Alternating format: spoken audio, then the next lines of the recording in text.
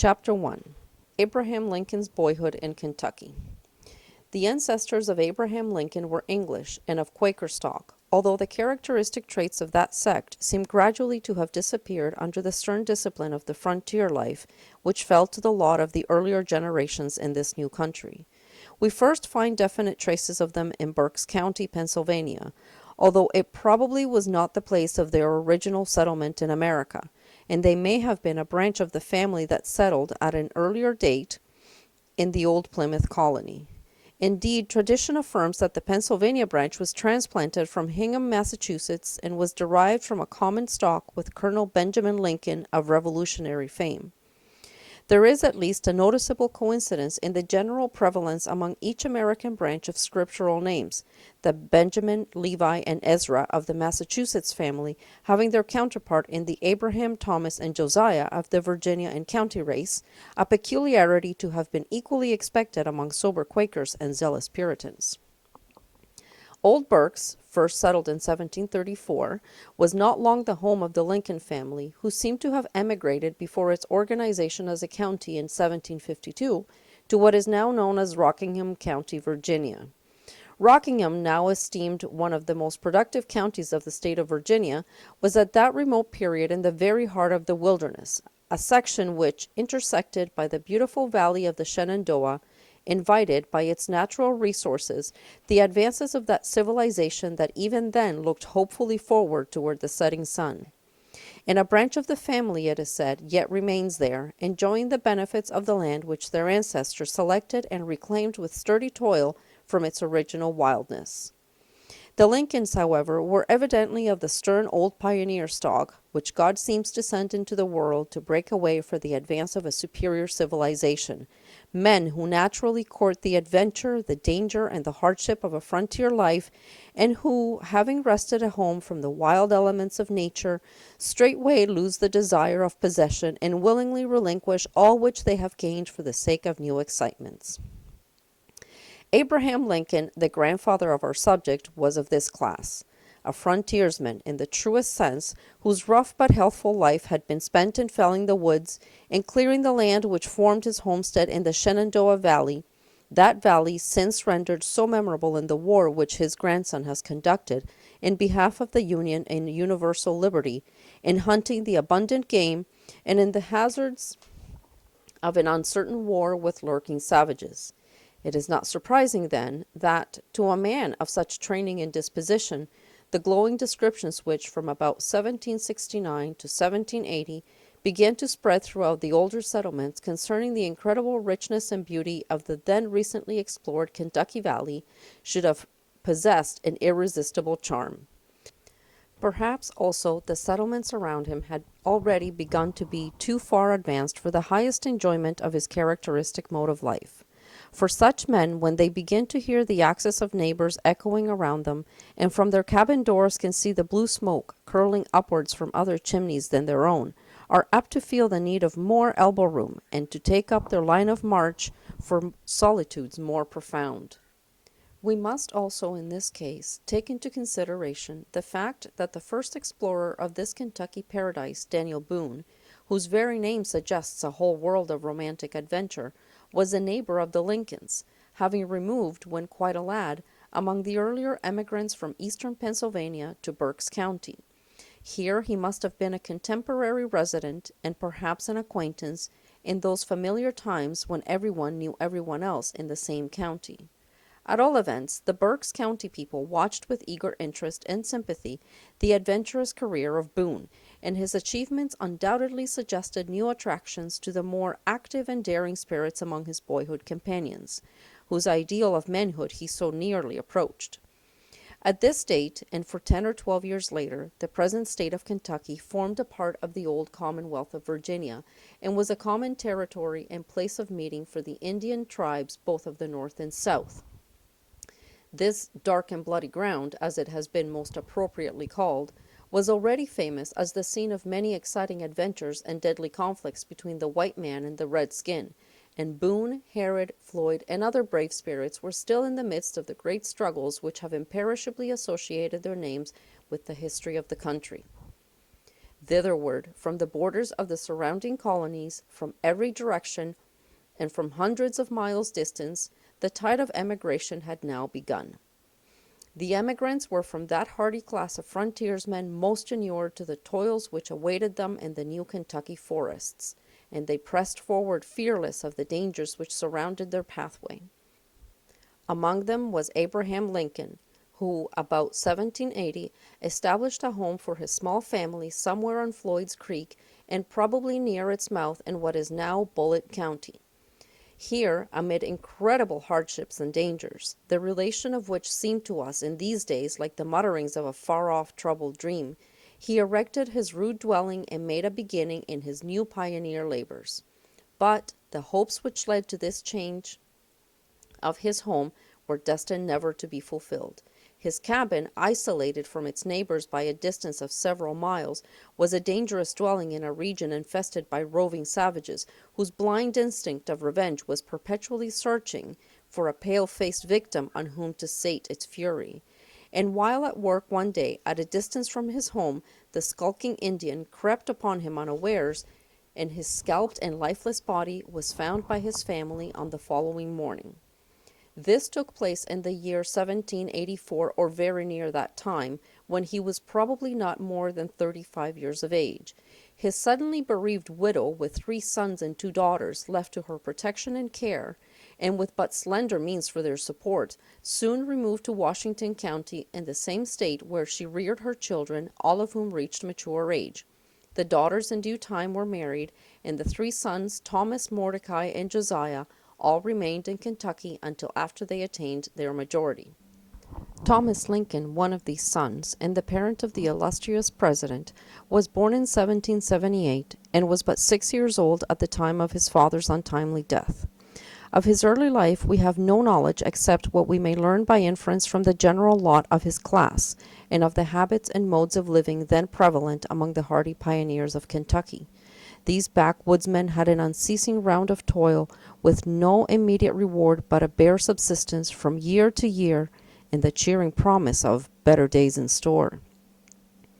And, although more comfortable days and a much improved condition of things had come before Thomas Lincoln arrived at maturity, yet his boyhood must have had a full share of the trials and penury incident to the lot of the first generation of Kentuckians, with few other enjoyments than the occasional shooting match or wedding frolic.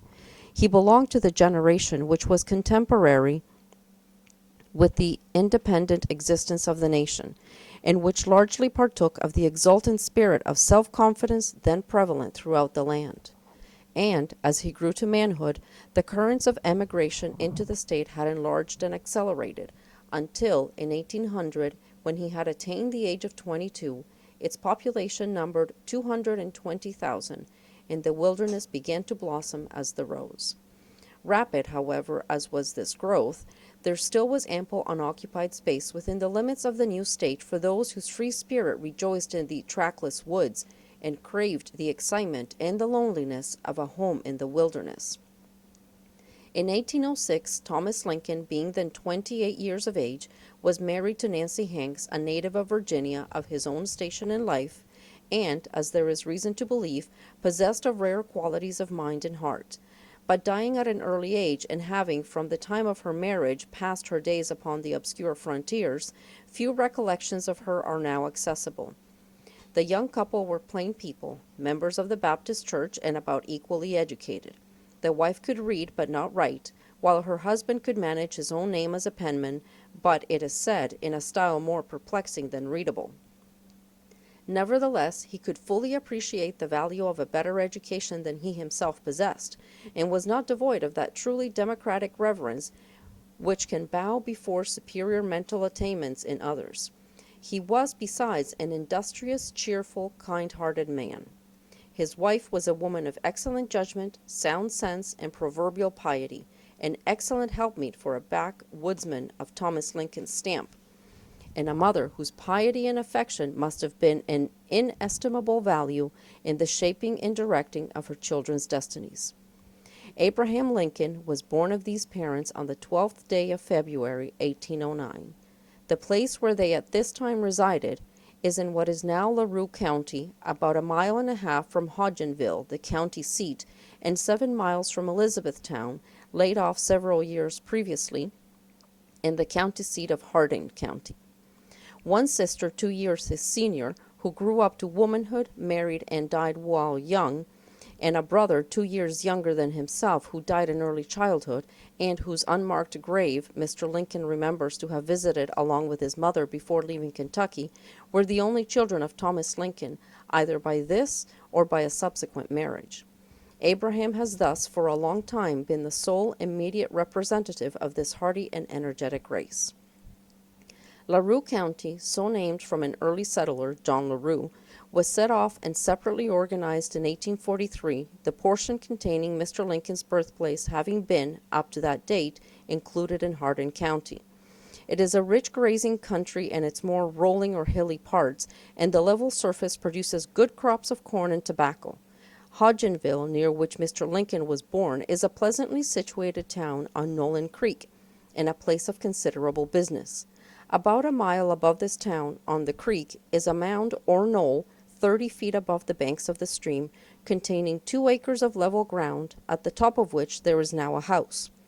Some of the early pioneers encamped on this knoll, and but a short distance from it, a fort was erected by Philip Phillips, an emigrant from Pennsylvania about 1780 or 1781, near the time Mr. Lincoln's ancestor arrived from Virginia. John LaRue came from the latter state with a company of emigrants who settled about the same time at Phillips Fort. Robert Hodgen, LaRue's brother-in-law, purchased and occupied the land on which Hodgenville is built. Both of these pioneers were men of sterling integrity, high moral worth, and consistent and zealous members of the Baptist Church, and one of their associates, Benjamin Lynn, was a minister of the same persuasion. Such were the influences under which, more than 20 years before Thomas Lincoln settled there, this little colony had been founded, and which went far to give the community its permanent character. It is needless to rehearse the kind of life in which Abraham Lincoln was here trained. The picture is similar in all such settlements. In his case, there was indeed the advantage of a generation or two of progress, since his grandfather had hazarded and lost his life in the then slightly broken wilderness. The state now numbered about 400,000 inhabitants and had all the benefits of an efficient local administration, the want of which had greatly increased the dangers and difficulties of the first settlers. Henry Clay, it may here be appropriately mentioned, had already, though little more than 30 years of age, begun his brilliant political career, having then served for a year or two in the United States Senate. Yet with all these changes, the humble laborers settled near Hodgen's Mills on Nolan Creek had no other lot but incessant toil and a constant struggle with nature in the still imperfectly reclaimed wilds for a plain subsistence. Here the boy spent the first years of his childhood. Before the date of his earliest distinct recollections, however, he removed with his father to a place 6 miles distant from Hodgenville, which was ere long surrendered, as we shall presently see, for a home in the far-off wilderness and for frontier life in its fullest and most significant meaning. Abraham Lincoln's Kentucky life, then, extended only through a period of about 7 years, terminating with the autumn of 1816. And if, as has been asserted by some philosophic minds, the experiences and instructions of the first 7 years of every person's existence do more to mold and determine his subsequent general character, then we must regard Mr. Lincoln as a Kentuckian of the generation next succeeding that of Clay by his early impressions and discipline no less than by birth. These were the days, it must be remembered, when common schools were unknown, yet education was not undervalued or neglected among these rude foresters, nor did young Lincoln, limited as were his opportunities, grow up an illiterate boy. Itinerant but competent teachers were accustomed to offer their services and opened private schools in the new settlements, being supported by tuition fees or a subscription. During his boyhood in Kentucky, Abraham Lincoln attended at different times at least 2 schools of this description, of which he had clear recollections. One of these was kept by Zachariah Riney, who, although himself an ardent Roman Catholic, made no proselyting efforts in his school, and when any little religious ceremonies, perhaps mere catechizing and the like, were to be gone through with, All the Protestant children, of whom it is needless to say that young Abe was one, were allowed to retire. Riney was probably in some way connected with the movements of the Trappists, who came to Kentucky in the autumn of 1805 and founded an establishment, afterward abandoned, on Pottinger's Creek. They were active in promoting education, especially among the poorer classes, and had a school for boys under their immediate supervision. This, however, had been abandoned before the date of Lincoln's first school days, and it is not improbable that the private schools under Catholic teachers were an offshoot of the original system adopted by the Trappists, who subsequently removed to Illinois. Another teacher on whose instruction the boy afterward attended while living in Kentucky was named Caleb Hazel. His was also a neighborhood school sustained by private patronage. With the aid of these two schools and such assistance as he received from his parents at home, he had become able to read well, though without having made any great literary progress at the age of 7. That he was neither a dull or an apt scholar is manifest from his subsequent attainments. With the allurements of the rifle and the wild game which abounded in the country, however, and with his meager advantages in regard to books, it is probable that his perceptive faculties and muscular powers were more fully developed than his scholastic talents. It is worthy of remark also that while he lived in Kentucky, he never saw even the exterior of what was properly a church edifice, and the few religious services which he had an opportunity to attend were held either in humble private dwellings or in some log schoolhouse. Another change of home, however, awaited our young hero. His father, perhaps from the old restless spirit of adventure, but more probably because he found life in a slave state a most unsatisfactory one for himself, and presenting only the prospect of a hopeless struggle in the future for his children, determined upon removal to the wilds of Indiana, where free labor would have no competition with slave labor, and the poor white man might reasonably hope that, in time, his children could take an honorable position won by industry and careful economy. So, having sold his Kentucky farm, as the story goes, for 10 barrels of whiskey, 40 gallons each, valued at $280, besides $20 in money, and having made a trial trip to Indiana to select a location to his liking, which he found in what is now Spencer County, he made his preparations to remove his family to their new home.